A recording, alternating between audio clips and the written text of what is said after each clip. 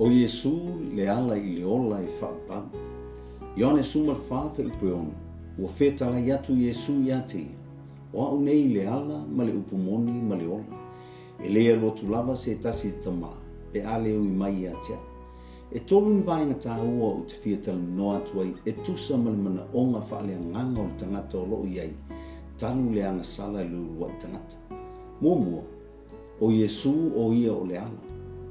O le tele o isi tangata, o tau mawhai ini isi o awala ina ia o ai I le ola I whaambau. Whaapea o le ola isi o langa le lei.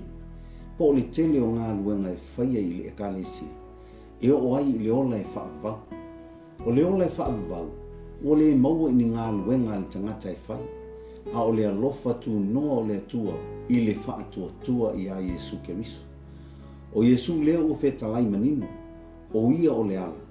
O lan tali lea ina ua whesili toma, pe whea o na lātou I loa le ala. E perus fulus humale iwa luas fulu, o le nei le au soe, o tātou sa o loto e ulu atu I le me sili o na paia, o na o le toto Iesu, I le ala fau e ola ai, ua whaapaia ina e ia mo tātou I le ia pui pui, o lona lava tino lea. O le maliu e Iesu, pau lava lea o le awala, ua toi mau ai e le tangata le awa noa e whesota iai ma le atua.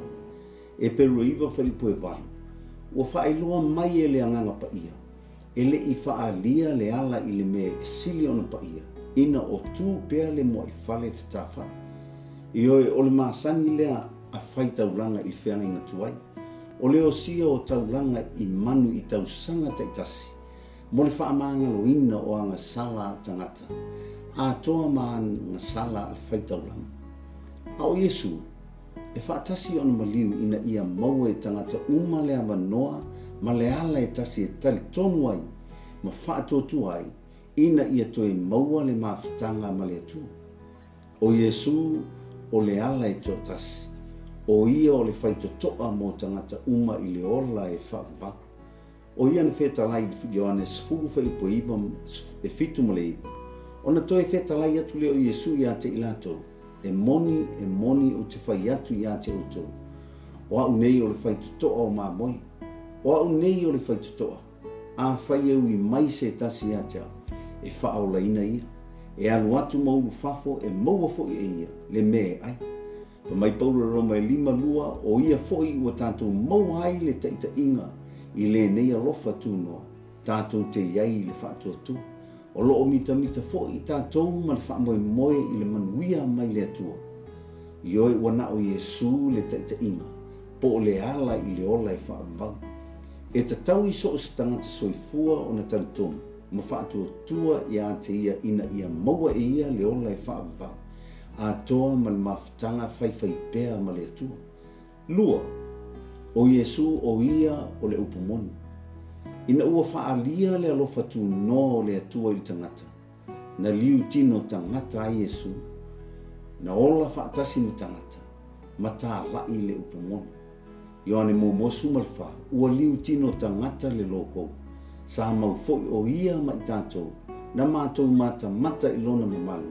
O le mamalu lava lea o le alo e to tasi o tamaa. Ua tumu o ia I le alofa tu noa, ma le wha maoni. Ioane sumal valu whai upeto sumal fitu, o le tali lea Iesu ia Pilato. Ina ua fisili ngia lana pule po o ia o se tupu. Whabai tali a Iesu, o a o le tupu.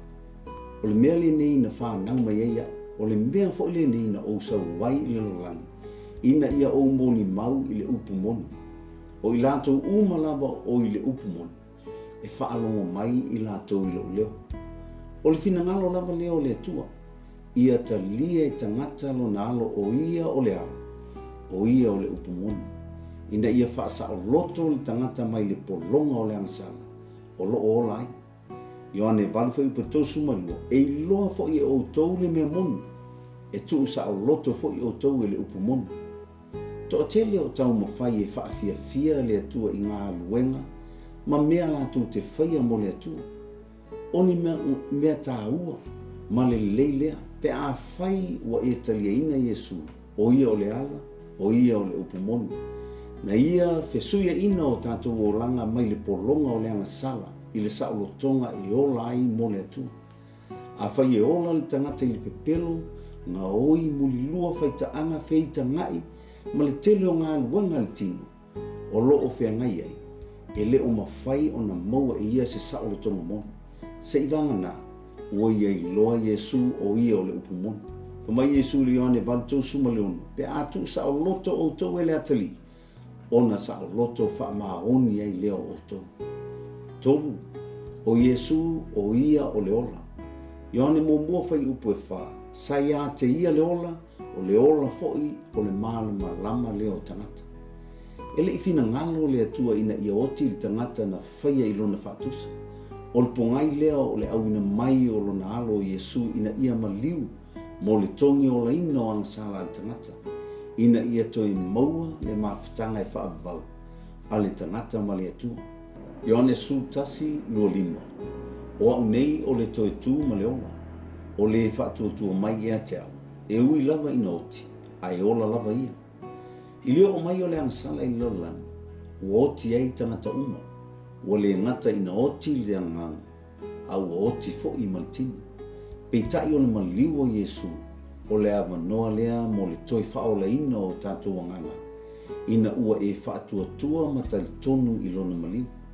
O upu ia Iesu e pei on whetalai atua ia Maria ma Mareta i le oti o le lātua ngani o Lasaro.